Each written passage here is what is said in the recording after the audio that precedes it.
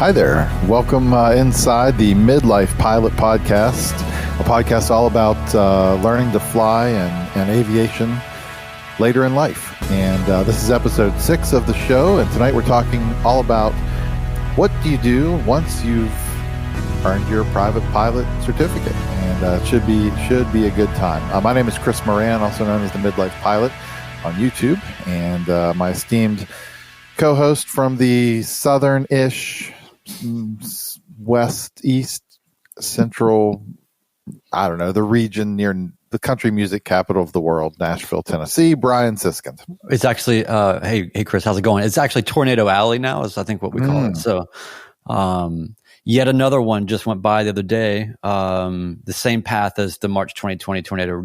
So I live about a mile and a half from John Tune Airport, which is where I fly out of, and just north of that airport, we had another one come through. So, and what's really wild, by the way, is that there's all this construction is happening there because of the last tornado that destroyed everything, and so there's hangars being built everywhere, and it's just chaos. And so all these planes are displaced with no place to be, and there's no tie downs for them. So this one was coming through with all these planes out there just chalked up and hoping for the best. I could have ended up with a 172 in my backyard, which maybe would have been fortuitous. I don't know. You've been trying to figure out how to get a plane. So right. That's one way. But awesome. Yeah, everything's good. We're good. And, I'm here with a cold beverage that's, what do you call it? Seltzer water. And I'm excited to be here. And it is a unique thing, right? Like the midlife pilot question, right? You want this thing so bad, you get it. So then what do you do with it? We're not going to ATP. We're not going to, go join a regional airline job or whatever. We just want to do it. So then you kind of get so head down with the training. So now what? So I'm looking forward to hearing what people have to say about it. Yeah, it should be exciting. I want to take a minute up front, though, real quick in this episode to just remind everybody that we do this. We record these live on Wednesday nights. And we do it on YouTube and Facebook and whatever, and participate with the audience, and it's great. This audio podcast, though, is available now everywhere that podcasts are available. And so if you want a chance to just listen to an hour-long show, we keep it to an hour. It's a great commute listen. Be sure to subscribe at your favorite podcast place. And if you're already subscribed, do us a favor and just leave us a rating and maybe a review. In fact, we have a review I wanted to read tonight, real quick, right at the top, from Cigar Lover 68, who says, honest content from 2 low-hour private pilots. Useful, applicable information provided in a fun, relaxed presentation. I mean, look at us. Fun and relaxed. Does that not hit the nail on the head?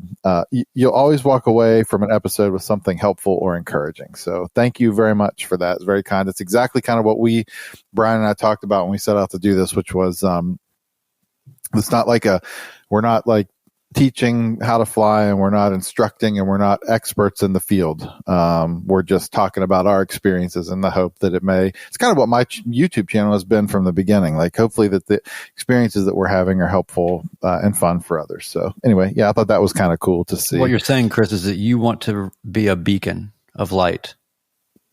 Exactly. In a dark, dark world. So doing the best we can. No, it is really cool. I mean, and your channel is definitely an originating sort of impetus to that spirit and that philosophy and that sort of humility of walking into it and respecting aviation and the quest and all that. So it's really amazing that anybody can walk away with any kind of encouragement. That's great. Exactly. So what's been going on? You've been flying? Yeah, I've been flying. It's been I'm basically just trying to figure out how many people want to fly with me so that I can share the expense. That's really what it's about at this point. But no, I've done some flying, nothing crazy, but flying to breakfast and going to some neat locations, and it's been awesome. I've had a great time. I've had great flights, no major hiccups or problems or anything like that. So yeah, all good. Very cool.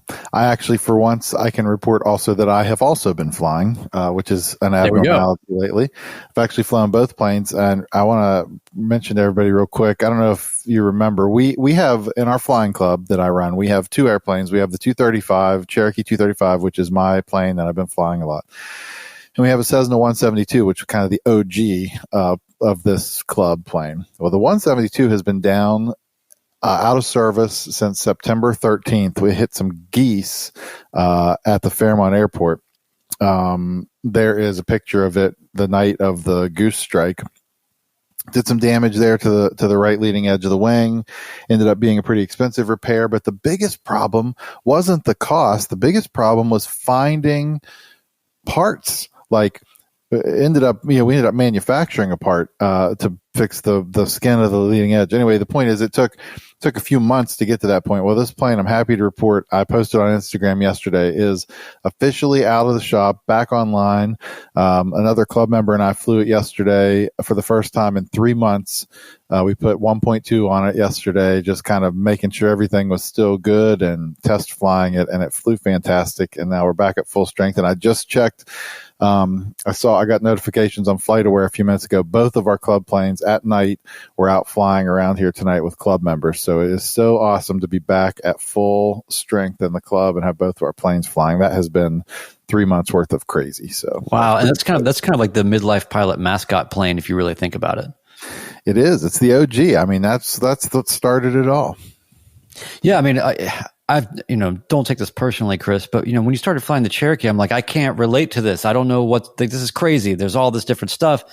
I want to see somebody suffering through what I suffered through and leading the way and, learning from in that way. But I have gotten to the point where I can find value in your Cherokee videos. So I just want you to know that it's still good with me. I have this input from both sides. I'm actually getting people who are like, don't fly that. They see that I posted a picture on Instagram with the 172 and they're like, fly the 235. Those are the videos I want to see. So like, I'm getting both sides, but I do have content coming. I got one coming out tomorrow for patrons and this weekend for everyone. It's a 235 video.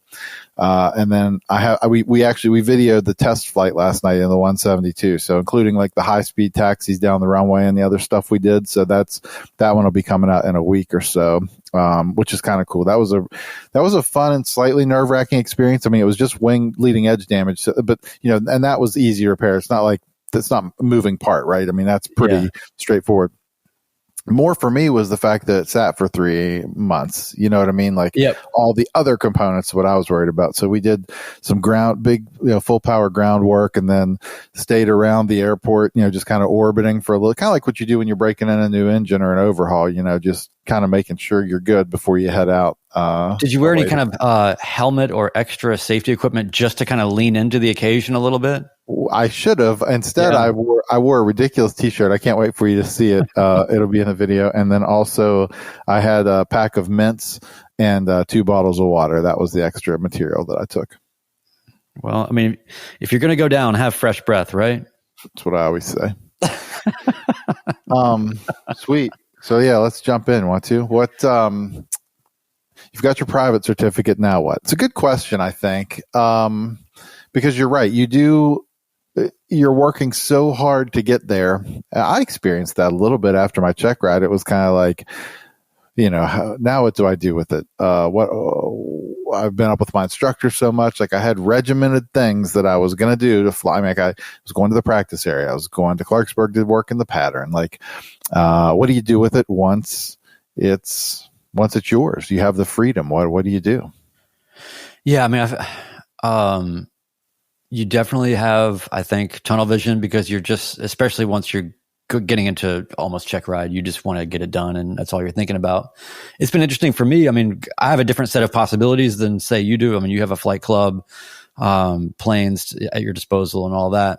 At the same time, I can rent planes and fly planes and it's not impossible, but I do have limitations in terms of how far I can kind of go and I can't do overnights yet. Although, side note, my flight school is getting a fleet of Redbird Redhawks, which is a very interesting thing because they're diesel and they are push button start, FADEC run ups, all this kind of weird refurb 172s. But anyway, it should be pretty interesting, and I believe that some of those might be allowable now to take overnight.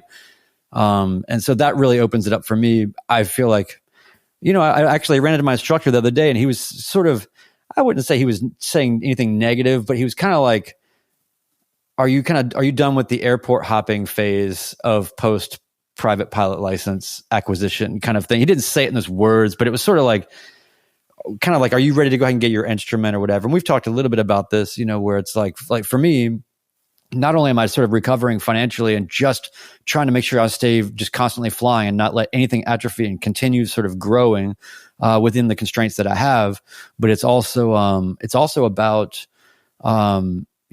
I want to be a VFR pilot for a while, actually. And there's a lot of instrument pilots that will tell you, just because I'm instrument rated doesn't mean I'm going and hunting those conditions. It's not like all of a sudden the world's available to you in this whole new way. I mean, it is, but it's also not a license to start flying in conditions that you shouldn't. So it's a whole thing. But anyway, so I find it very interesting, the whole dilemma. I want to hear what people have to say about either what they're envisioning that they're going to do when they finish, or what they've done right away after getting it done. For me, it's definitely been exploring, and I'm still just getting used to the whole thing, right? Like I still can't believe, this is what I kind of wanted to tell my instructor when he was he wasn't being negative, but he was kind of like, all right, buddy, but like, when are you going to be done with this phase? To me, it's existentially amazing that I can go legally get in an airplane and then go fly it around and then bring it back to an airport. That's bonkers to me still. So, right.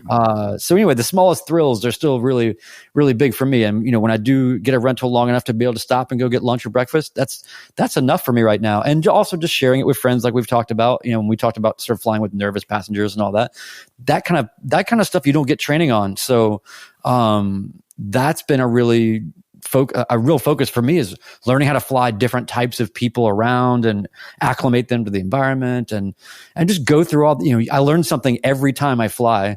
And until that, stops, I feel like I'm satiated for now. So I don't need to do any grandiose things. That's fair. I mean, I took, I was very anxious to take my first passenger, right? As soon as after I got my certificate, and I didn't really know who that was going to be per se, but it ended up being my friend Kevin, who we made a video about my first passenger. We went to Elkins and just kind of bebopped around a little bit. That was pretty fun. In fact, it's Kevin who's in the videos coming out this weekend. We went in the 235, about 70 miles away, and just for lunch on a Sunday, just like not for any purpose other than like go out and have a meal with someone. We ate at a restaurant. We joke, it's in the video, but we went to a place that you wouldn't, if you lived there, you wouldn't go to eat the food, right? But the novelty of it is it's a diner at an airport, and that's always, anything at an airport is great. So like, I think some of that, just like, that's certainly one aspect of it, like sharing it with others and that.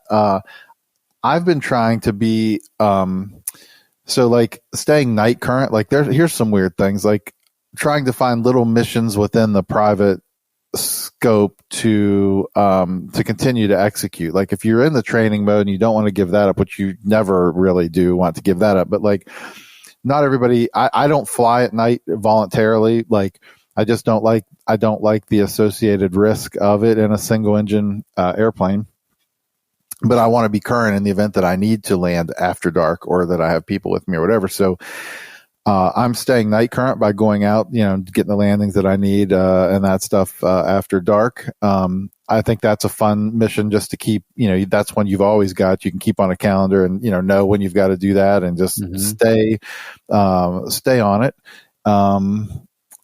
Some of the training stuff, I think I still love pattern work. I mean, I still love going to Clarksburg and knocking out 10 landings at a time and spending an hour just playing with that. Power off 180s. Just like how many different ways can I do? How many flap configuration landings can I do? And how many different things can I get done in the 1 hour that I want to put on this Hobbs today? Those kind of things. And so I think there's value in that. And then there's some other stuff I don't know that we've ever talked about on this show. There's some of the nonprofit flying out there that exists. There's all kind of charity flights. There's people ones, but there's also animal ones. If you're an animal person, now again, this will determine on your access to airplane situation and whether your place you're renting planes from allows it or whatever. But like Pilots and Paws is a great organization. I've been a member as soon as I got my private. I haven't flown any missions yet just because I check the message board almost every day or every other day. I haven't had any that worked geographically in my area that worked with the schedule. But I am very excited. And so is my daughter. I mean, I'm very excited about the opportunity to like help take pets that need to get from a shelter somewhere to a forever home or whatever the mission may be, to like move some dogs and cats around. I think that is an excellent thing to do. And there's no added pressure of like taking someone, a human being, to their treatment at a hospital, or, I mean, the added pressure of additional passenger carrying. Mm-hmm. Yeah. I'm allergic to animals and I don't own a plane. So the odds of me doing that are very slim, but I think that's certainly a valid mission. I think that's great. I had a question for you. I guess I was wondering, is there anything that you feel like, so for example, I think I've mentioned this before. Since I passed my check ride, I have done 0 stalls, and I will not do them unless I'm with an instructor. And some people think that's weird. But do you have certain things that you don't do a lot of that you did in training that you kind of either wish you did more or just won't do without an instructor? Yeah. I mean, I probably need to get out and do some maneuvers. Truthfully, I'm trying to think. I've had my certificate for a year and 2 months now. I can count on one hand the number of, steep turns and stalls I've done. Mm-hmm. I would, and it's not for lack of, I mean, I would feel comfortable doing them on my own. I think that's a personal preference kind of thing, but you probably should do them. I mean, there's certainly value in staying. I say I haven't done any steep turns. I have definitely executed a steep turn as an actual maneuver, into an airport. Like specifically, I'm thinking of occasions. In fact, almost a steep turn. I don't know that I actually got to 45 degrees yesterday, but it was close. It's 45 or 60. 60. What's steep turns for private? Is it 45 or 60? 45. Yeah. It was closer. It might have been 45. Crossing midfield, and a teardrop turn back to enter downwind. We had to cross over the field to get on the correct side, and then descending turn back to downwind. And I was a little tight to the airport and wanted to end up right on the downwind. So that's just a nice steep bank turn right into the pattern. So I say I haven't done one, but also I haven't done one in performing for the ACS, but I've done them in real life. Zach here has a good point. He's saying he doesn't do any hood work without an instructor. So I think that's sound. Yeah, I would agree. I mean, you would have to have, legally, obviously, but you could do it with another passenger if you're If you do it by yourself, do you also get the safety pilot? Yeah, you log them both. Plus, that's how you double your time. Yeah, nobody will, what's the big deal? It's the worst that could happen. Right. No, so, I think that, I think a lot of people have, it depends on where you live and what you have access to. And I know it's sort of an open-ended question, but, I'm also just interested because I feel like I have various levels of comfort with different types of missions at this stage. There's certain things where I'm still sort of in the mindset of making sure that the people I fly with are either already interested in training themselves or are just really open to the experience. And I'm not really in a position to, have any utility or function to get people from one place to the next. Like I'm still very much gingerly walking myself forward towards more missions of particular responsibility or certain planning or timings or things that are going to put any kind of pressure on the outcome. I've had already definitely, several flights where it's like, the plan we have for today, that's not happening. We're just going to go do this and it'll be fun and it'll be great. And there's just never been a problem. So I've always left myself an out in that way. But I'm interested about, you in some of your videos, you were able to actually find work purposes really early, to go and do recon missions for work things and all that. And that's if you have that luxury to use it to travel for your job, that was for our own company that we own, for our video production company, it's actually came in handy a few times. The company that I work for now does not allow you to travel by general aviation as a pilot. On work related business. It's a liability. I'm sure it's a liability problem for a lot of companies, or at least they feel like it is. So we're working on that currently with trying to get maybe some procedure policies changed or some waiver options or whatever. So I don't have that luxury in my day job currently. But yeah, for work, I think maybe even other just aviation related things that may excite you. Like I'm a huge fan of like big, busy airspace. I don't have a lot of it around me. Like Pittsburgh is the closest Bravo to me, and it's very close. I mean, it's within, like 40 miles or 50 miles of me. I love going to Bravo airspaces if I can get in them and like doing city tours and doing stuff that don't be afraid to challenge yourself. I mean, I think is part of it. Like if you're into that kind of thing, not everybody is, but I like the ATC communication. I like the instructions. Like I like being told things that I need to do and then being able to execute them accordingly. Don't do it blindly. Obviously, you kind of plan what you're going to do. It's not just like go willy nilly, but I think challenges like that are good if you've got reasonable and you have an excellent area near you. Of course, Nashville's a Charlie, maybe, is it? Yes, it is. I thought it was a Bravo, but it's not. It's a fairly, I would say for a class Charlie, it's a fairly hectic class Charlie. Yeah. It's probably busier. I need to look it up. It may be as busy or close to as Pittsburgh. Yeah, I mean it's and that's the extent or the ceiling of whatever my tower experience is. I still haven't made it to a Bravo yet. I think the nearest is going to be Memphis or Atlanta.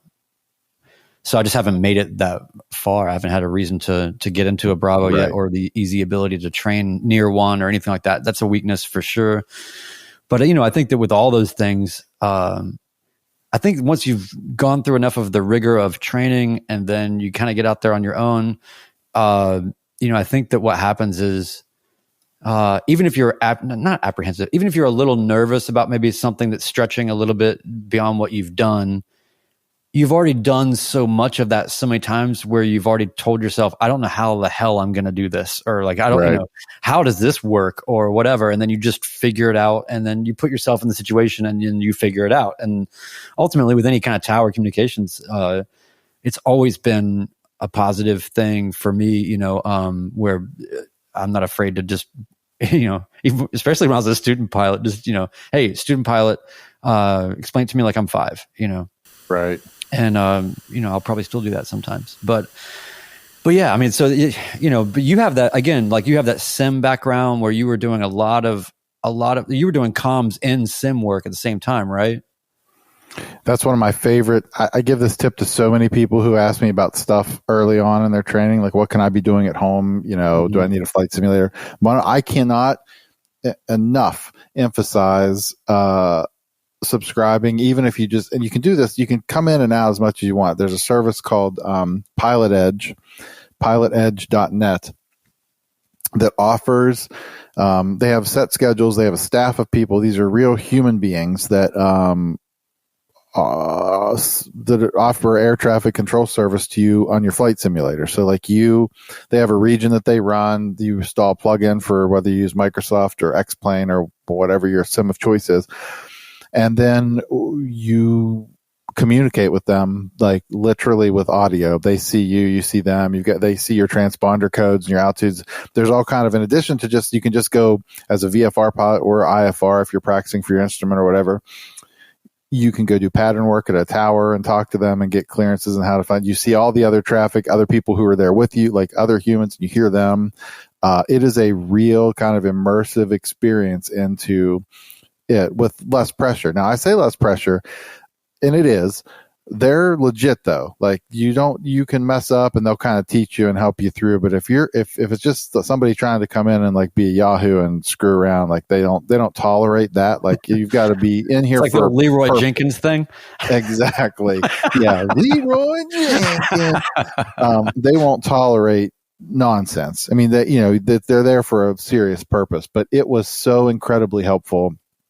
There's a free, VATSIM, virtual air traffic simulation, has been around for a long, long time. It's free, but the level of controllers and availability is because that's all volunteer based. Pilot Edge is a subscription and they pay their people. So anyway, point is it was fantastically helpful. Like I can't even tell you how prepared I felt. Like, I never thought about radios when I started training. Like it was natural from lesson one. Like I didn't have to think about it ever flying. And that was it just took so much off, because I see so many people struggle with that, because that's a lot of times people don't think about that before they start training, right? It's like all the flying things, and then suddenly they throw radio work at you and you're like, oh my God, I haven't even thought about what I need to ever say here, and you have to kind of come up with all that while you're in the airplane and learn it as you go. And it was how realistic are these people in terms of various temperaments and attitudes and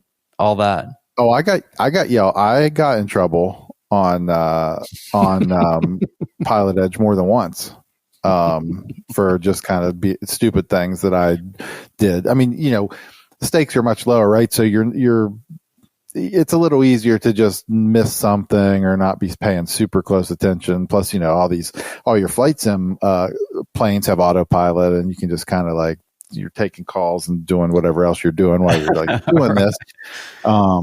But I got in trouble a couple times for just completely busting airspace or doing stuff. But it's very, very. So it's unlikely in the real world that you would have a second monitor watching The Godfather while eating lasagna. Right. Exactly. Okay. Exactly. But it's good. I encourage. They have a trial. You can sign up for free and try it and see if it's your cup of tea. But it's great. Isn't it? I feel like it's weird that I've just never even tried it. Like I have no, like this. I think I maybe did the Microsoft Flight Simulator when I was a kid. Like in the 80s, like one of the earliest ones. Where it was just really crude. But I honestly, I wonder if that would really. I don't know. I'm like one of those people where I'm not a gamer. I'm not a. So I don't know if that. I don't know. I just feel like it's like a way of doing things that I'm just more into the real thing, but I feel I know I'm cutting myself off from that experience, and I need to probably do it. Well, there's definitely value in that radio part, but also like when you get instrument, for sure, there's value in simulation. In fact, so like my subscription with Pilot Edge is on hold currently. I haven't been. First of all, I don't have the time currently, but I also haven't been using it. But I'm going to reactivate it. They have a whole IFR series of trainings and stuff that you can do kind of along with your actual training fly. There's just tons of scenario-based stuff that you can do Pilot Edge with controllers. That's such a key part of instrument flying, right? Like there's far less requirements as a VFR pilot that involve air traffic controllers, but as an instrument pilot, like it's incredibly important to be able to follow instructions and enter holds and take vectors and do the things that you need to do. So when I get started on my instrument training, I'm definitely starting that subscription again and doing it again because it was helpful. So I don't want to take us even further off topic, but one more question about the SIM thing, which would be, is there anything that when you're doing the SIM that is frustrating in the sense that it's so, I know that everything's very hyper real in terms of graphics and it's amazing and all this stuff, but is there anything about it where you're just maybe frustrated that there's a part of the experience that just does not encapsulate, like maybe how it lands, or I don't know. For me, it's all of the mechanics of the actual, they've gotten so good at the modeling of these airplanes and how they behave aerodynamically, but there are some things you can't emulate. First of all, you obviously don't have any of the sensations of flying, which is hard. I find it incredibly harder to land the 172 in the X-Plane 11 than I do landing the real one. It's just so, like, I've worked really hard to dial in like the sensitivity settings of my yoke and my rudder pedals and the whole thing, but like it's just like hyper weird and like you lose a little bit of the feeling. You can't simulate some of the feelings. And then we need to answer a couple of things here before we get off the flight sim. We'd like to hear from people. Student Aviator said, flight sims have helped me in ways I never understood until I began my PPL training. And that I feel like it was a huge part of mine as well. I was a simmer way, years and years and years and years before I ever started training. So I joke with people, I probably had 5,000 sim hours, like, or something ridiculous over my lifetime before. So the last flight I even posted a video of, but it's with a buddy of mine, and he is looking to start training because he hasn't trained at all yet. and he's done a lot of sim stuff or whatever. And it is incredible to me how we got in the plane and got into cruise, and I let him, sort of fly for a little bit and all this. But the thing is that here he is in the right seat. He was not there. He didn't look outside for even a millisecond. He was he might as well have been hood flying. It was just instruments the whole time. I was like, we should look out here.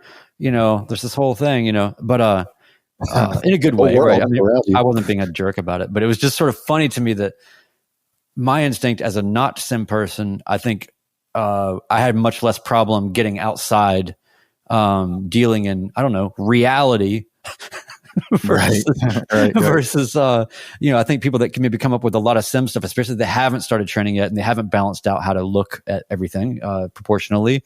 It was just so funny to me that he was. As soon as he got as soon as he got control for a second, it was just locked on, and his head did not move the entire time. So, do you find that was a thing for you? Yeah, I like looking inside. I struggled with that, and Tyler, my instructor, yelled at me a fair amount about looking outside occasionally. I still do it. I mean, I catch myself still getting over fixated on something, and having to tell myself like eyes outside. I'm getting better about it. Some of the times I used to be completely petrified of airspeed, like about 83% of the time I was in the airplane. So like in the pattern, it was like I looked at the airspeed indicator about every half a second. Those things do change with time. You just start to feel, you know how fast you're going and where you're at and how the plane's feeling, and you don't have to get so focused on that anymore. But so I don't mean to cut you off here, but I want to get people in the chat to talk a little bit. Give us either things that you envision that you want to do when you get your private certificate, or things that you immediately did or are doing, and if you're newly certificated, or if you're wise and old, and have done this forever. Tell us your ways, but share it with the group. Stephen Caldwell says, I'm pretty bummed about not being able to do overnight trips once I'm licensed, like you were talking about, Brian. Mm-hmm. I haven't done any research, but I'd love to start a flying club like Chris. I'll tell you, there are a ton of benefits to them. This isn't going to become the flying club episode, but we should do one at some point. They are such an asset to the aviation community, because there are so many little areas in the regulations carved out for them. You can structure it as a nonprofit. There's just so many things you can do that make it, I wouldn't say easy. I mean, you got to have a dedicated group of people that want to come together and work on something, but there are like 100 different ways to craft it depending on what fits your circumstance. So and the AOPA has tremendous resources. They have a staff. There's like 3 people on their flying club team there to help with getting them started, and then how to kind of get some guidance. So I would be happy at any time to talk to anyone about. I have 2 questions then. One is, are there people that are skilled in this in such a way and experienced in this in such a way that they offer their services in a consultancy, where it's like, don't have time to figure out all the things about a flying club, right? Yeah, write that down.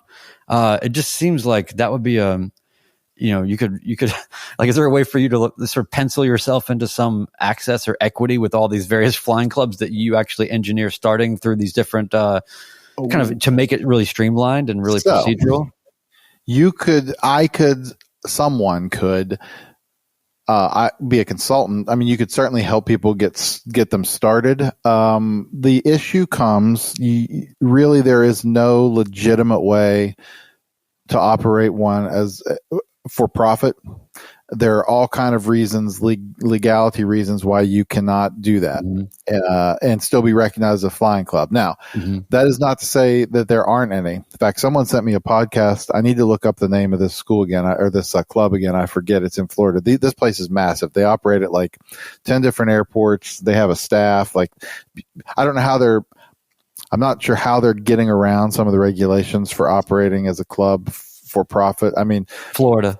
Exactly. There is definitely a dividing line between like a flight school slash aircraft rental company and a club, and the protections and benefits that you get for being a nonprofit club should not apply to for profit. And there are a couple people who are trying to do it, and it's only a matter of time, I think, until they're going to get shut down.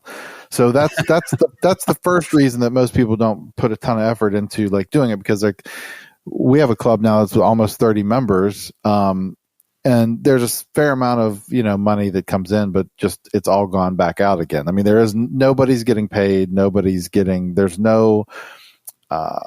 is no profit being made. What we are getting out of it is super cheap access to airplanes. I mean, our members are paying like $50 an hour for this 172 that they're flying, and it's ridiculous. I'm so tempted. I'm just going to leak this out a little bit, but I'm not going to go down this path. But I just wanted to make a joke about. Actually, you know what? Never mind. I'm not going to make that joke. But it's funny how I guess when people come together for the common good and share resources, it's amazing what you can actually do when you're not profit motivated. But anyway, so fair. I am with you 100%. So, oh God, it's so funny. All right. So, so I guess I'm just wondering, if I'm a person with no airplane, can I start a flying club? I know that's a weird question. Can I just be like, I'm the president now? Find people with planes, right? So here's a pivot. Episode 6A is now titled. Oh my God, I know. We just went off the rails. Club. We made it 37 minutes into this topic, and now we are on to flying clubs. So yes, so there's okay. Let's commit to this. Let's do it. That's for the last. We'll take 15 minutes on that, and then we'll come back to questions and stuff. It's a power off 180 in conversation. So primarily, like here's the big picture overview. There's basically two different types of flying clubs that exist. And you've probably seen some of these mentioned, like even in like Trade a Plane and stuff, people selling shares of flying clubs. So like there's what they call an equity club, which is where the people who are members actually own part of the club that owns the airplanes, right? So when you buy into an equity club, you're buying into the airplane, like you're saying. And most of the time those buy-ins are like, they're like, depending on the number of members, if there's like 10 members, it's like, these are like $6,000 to buy into the club or whatever, because you're actually buying a tenth of the airplane effectively, right? Mm-hmm. And those clubs they do exist and people do them. Those are typically for smaller number of people, in a group. And it's actually just one way that some people who want to own a plane, but also want some other advantages, find a way to like own a plane. They make a private flying club with their 4 other buddies, and that's their flying club with no vacancies. Then there is what we did, which is a non-equity flying club is what I started, which basically means members don't own anything or have any stake in this club. This is I joke with new members when they come in, like I remind them, like, this is not a democracy. You don't get to vote on things. I mean, we do have monthly meetings. We're fully transparent with our members because we're all trying to do the same thing, but also it's just not every decision that's made doesn't get run by all 30 of you. And I mean, there's a board that we've appointed, and then there's, there are officers of the board, and I'm the president, and we have a vice president, secretary, and treasurer, and we have a 7-person board of directors that we appointed. And it's an appointed board. It's not a voted board. We appoint board members. And so what we did was the guy I was renting 52 Lima from was no longer going to rent it once I passed my check ride, because I was one of the only people flying it. He wasn't making any money, and I was freaking out because I said, I'm not going to have an airplane. And I said, I did a little research, and there were about 3 or 4 others of us who were looking for a plane. And I said, why don't we just start a club? And I went to the owner and I said, if I start a flying club, can I lease will you lease me your airplane?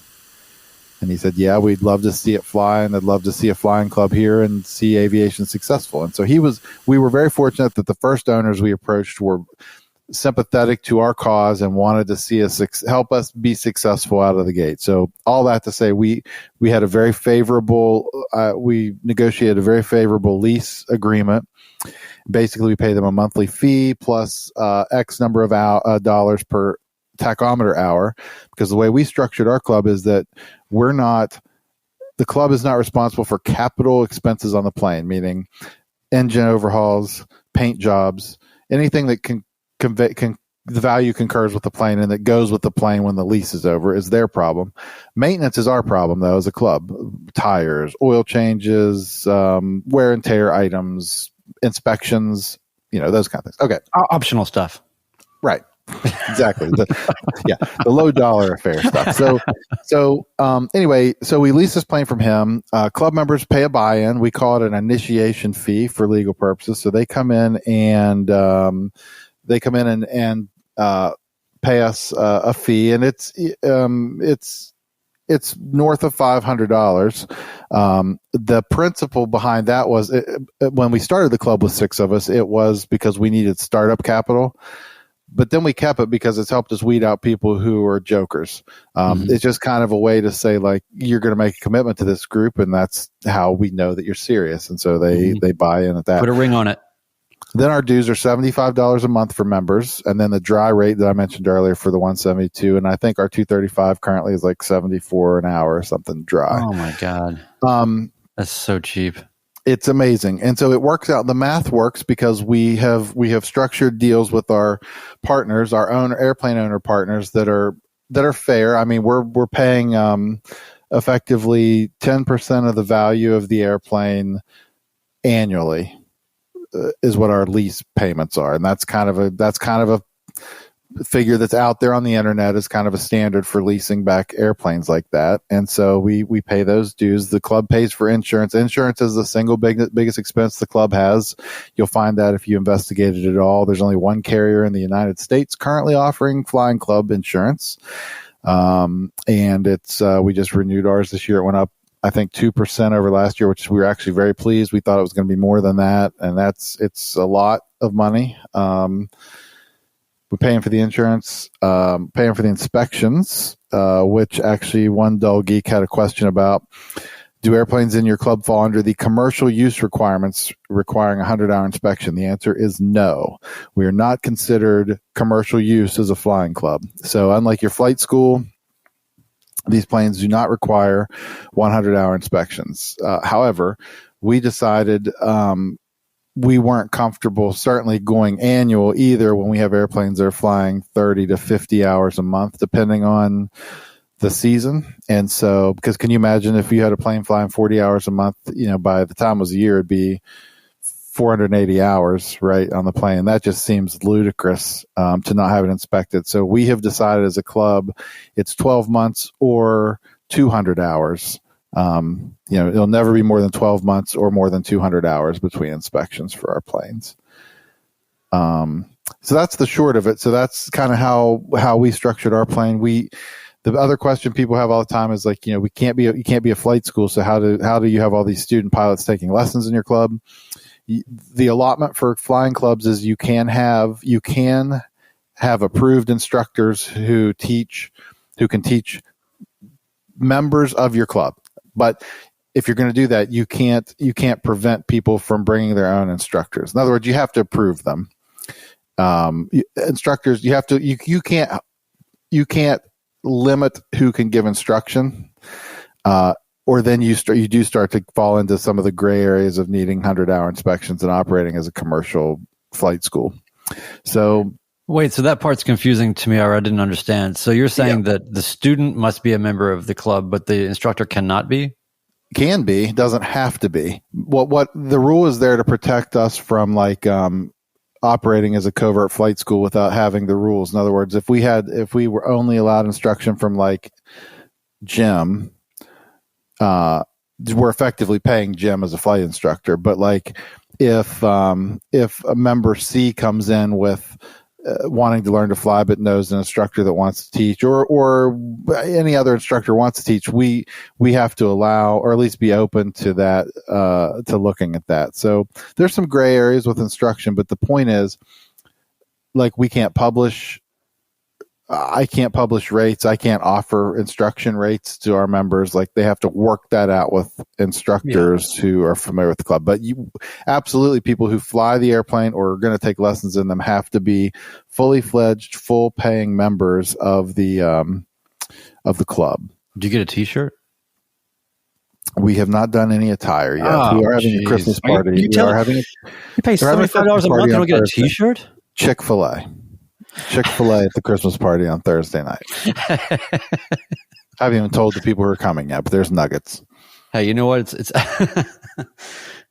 you got to keep the cost down, right? This is not about wasting money at fancy Christmas parties. So, so is it possible for me to be a member of your flying club if I do not live in your state? Sure. Okay, I mean, you'll take my money, is what you're saying. I'll take your money if you can come figure out how to get our planes. So yeah. So what if I knew that I was going to take a month-long, just insane trip, and I asked for 11 months notice? To hell with your bylaws. I'm going to buy into your thing for a year, and then I'm going to cash in all of that in like a 27-day mega flight. Well, so you... I'm just throwing scenarios, but I'm just curious.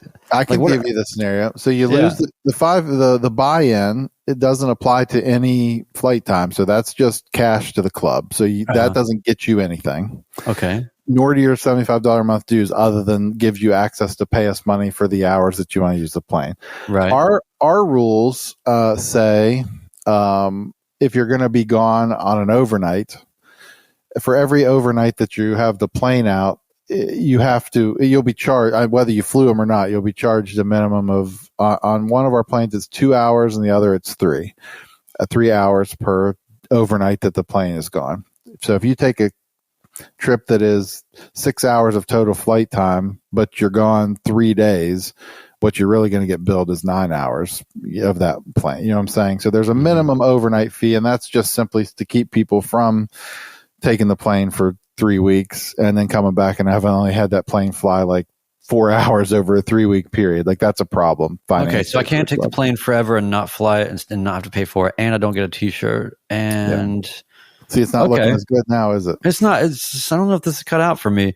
No, I mean, I would love to do it. I guess I'm scrounging for just, especially, not being independently wealthy, and at a point of a particular deficit just to even get into this whole calamity, and being so far from owning a plane or something outright. I mean, and then around here you're going to get on a list for a hangar, for like 11 years or whatever. I mean, it's just the prospects here are very bleak for all of that. So really, that is the thing. But again, I've looked around at flying clubs and they're just insanely expensive and not worth it to me. And especially, like, why would I pay just about as much as I'm paying now so okay, I can take it on an overnight and still pay it in the same kind of way you're talking about, but I have to drive 45 minutes to get there. Right. I don't know, like, I'm just in this, I don't know how unique my pinch is that I'm in or not, but I feel like there's not quite a solution for people like me that really and here's the other benefit, and this is something that is fairly common in non-equity flying clubs, right? Is that they lease these planes, and most of the time they're leasing them from club members, and that is the case in our flying club as well. Like, I own the 235. Me and a couple other club members own the 235 that we lease to the club. And so that's the only way that I am a quote unquote airplane owner at this point, is that I have someone else that I'm leasing it to, at this time. Now so here people say, well, how is that a good deal for you? Well, it's kind of, it is and it isn't, right? Because like, I'm on the title that I don't, for this plane, but I don't directly pay for it currently. But also, I have to, if I want to use my own plane, though, now that it's leased to the club, I have to be treated just like any other club member. I have to schedule it like they do. I have to pay the hourly rate to the club. Like, I mean, that's the deal with the flying club lease. No diplomatic immunity. No, none. No executive privilege. Nope. But it was a perfect thing because then you can go to your membership. Like, as we continue to grow, we're going to need to look for a third airplane. Well, now I can go to the membership and say, does anybody want, here, the club would be very interested in leasing a plane similar to this. And then a group of them may get together and say, well, we would buy this plane, and lease it to the club. And then, people have, it also opens the door to airplane ownership for people who may not be able to do it right now on their own. Who knows where we'll be in 5 years? Maybe it'll be time to pull the 235 out of the club and it'll just be my plane at that point. Who knows? But it's a neat. By then, that 235 will be worth, $300,000. The way things are going. Real quick, and then we'll move on. The other, I should mention, in fairness, I mentioned airplane owners as our partners, but like we've been very, very fortunate to have, because I see all the comments going on about hangar space being expensive and hard to find, and you mentioned it too. I should put the comments back on the screen so everybody can see what's going on. So we've been very fortunate to have an airport like Fairmont that has been incredibly supportive of the club. And I mean, we're not getting any special favors. We had to get on the hangar waiting list like everybody else. And it just so happened that we were in line. We had people's name on the list that were in the club before we got our second plane. So a hangar opened up and we were already on the waiting list. But have been tremendously supportive of what we're trying to do there because I think the flying club has been responsible for a very large percentage of the activity at that airport since it started. Right. You're organizing it's like you start having punk rock shows in the back, and then, like now it's like a legit venue and people can sell beer and it's bringing attraction and economy in that wouldn't be there otherwise. You're building something, whereas I'm trying to sort of infiltrate something. The airport has been incredibly supportive and we're also very fortunate to have, and I'm going to just name him, Josh Craddock, who owns Flight MX, which is the maintenance shop on the field at Fairmont Airport, who I can't tell you what I've learned over the last 18 months or so of both airplane ownership and then also the flying club formation, how absolutely critical it is to have a partner, like a maintenance partner. Like, I don't just mean like having a guy that fixes your planes. I mean like somebody who is also who cares about what you're doing and is like there to like help when you need it. And like, you cannot put a price on it. And so don't try and get weird and go to the bargain basement and like try to just shop it around. Like, find someone who you trust and who is good for you and then stick with them. And it's really, really hard to put a price tag on that kind of thing. So one dull geek is saying here that he's talking about the AOPA Flying Club registry or whatever. It's funny because when you and I were talking about this a while back, you had said, well, I don't know, just go look on the the AOPA thing, or like, you know what, I'm going to pull it up here right now. And then you were like, oh, yeah, there's nothing here. It's actually weird around there. You're in a void. So yeah, thanks, One Dull Geek. I have looked at that, and there's nothing there for me really. It's very strange here because there's a lot of aviation going on. We've got Murfreesboro, which is where MTSU is, and there's a lot of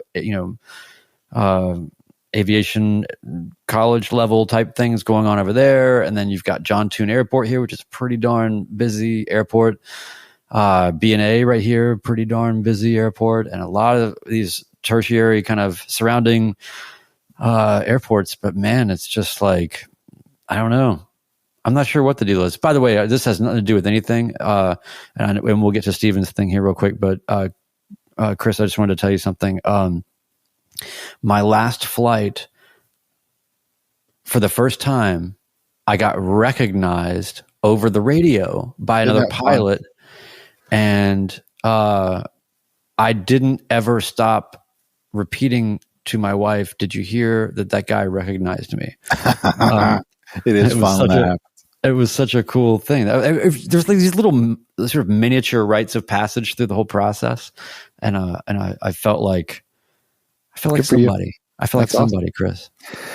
Stephen Caldwell asks, is the 235 considered complex? That's a follow-up going back to talking about my plane. It is not complex. It is, however, high performance because it's got an engine over 200 horsepower. It has one of the components of complexity, right, with the fixed speed propeller, but does not have the landing gear. So you do not need a complex endorsement, but you do need a high performance endorsement. I think David here is lamenting the strange void that happened after the joke I told earlier. Have you ever flown a plane with a retractable gear, Chris? I have not. It's on my list, though. It's on my list, as is tail wheel, because my instructor Tyler, I know I've mentioned, he bought a Citabria, and it is. I see he's flying it all the time. It's yellow and awesome, and I want to do the tail wheel thing, but I have not. I have not flown a retractable gear airplane yet.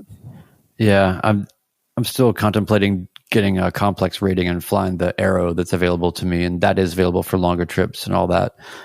It's just more expensive, but constant speed prop. Thank you, One Dog Geek. That was I had a complete. What did you call it? Constant pitch or something. I don't know. It's such a confusing term because it doesn't sound like what it is. Constant speed, variable pitch, variable speed, constant pitch. But he's right. Constant speed is what I was trying to spit out there. But that sounds to me like fixed gear bicycle, which means it has no gears, meaning that it's just a direct drive kind of a thing, right? So anyway, I just work here. Don't get caught up. It has the blue lever. That's my plane has a blue lever. How many horsepower is it? You said it's over 200, but what is it? 235. Oh, is that why it's called a 235? I didn't even know that. Yep. How did I not know that? That is why. So have you ever flown a Piper Warrior? I flew a Warrior for my very first flight hour I ever took at the flight school in Morgantown. Oh, yeah. And it was, it was fine. Do you look back on your, do you ever go back and kind of revisit for whatever reason, your early training videos? I do because it's the weirdest thing, right? It's very weird. Yeah. It's very weird to see the things that have me so freaked out. Then like we went out in the 172 the other night. I kid you not. I told David, who was with me, we did a couple high speed taxis and we're just maneuvering on the ground even. And I'm like, this thing feels like I could just like with my pinky, like make it do whatever I need it to do after it's not like the 235 is like an airliner, right? But it is enough of a difference of an airplane that it feels like it feels big. And then you get back in this one, it was like, but we were remarking a couple times, that's not a complacency thing at all, or that I think I have things figured out, because things can always, you don't, I don't. But it was just like, man, I remember some of the stuff I would have went around about 2 of the 5 landings that we did the other day, like in my training. Cause I was like, nope. But I realize now, like, the more the more you realize, you've got things aren't as bad as you think they are when you're first learning to fly. Yeah, I've had one of the things I've noticed when I've gone back, and one of the reasons I've been kind of going back is because I have a friend who's training and she just started and she's maybe 7 or 8 lessons in, and having all the typical things, right? Like I feel like I should know so much more than I do. I'm so nervous, all these things, and so I'm always just trying to figure out, I'm like, okay, well, what are you doing the next lesson? Like she says, okay, I'm doing steep turns or whatever. So I go back in my videos and find like the first time I did steep turns and I'm just a mess or whatever.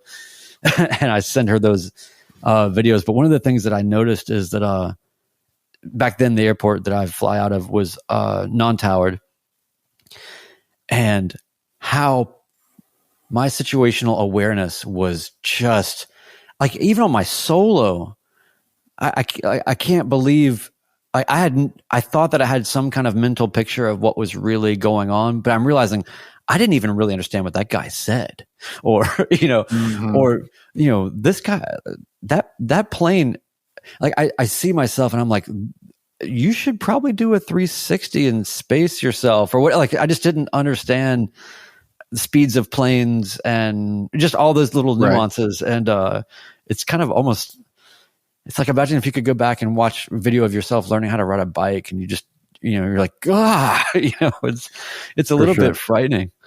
Spatial awareness, that definitely has improved for me. Just kind of have an understanding of where you are in space and how you fit in and where you should go.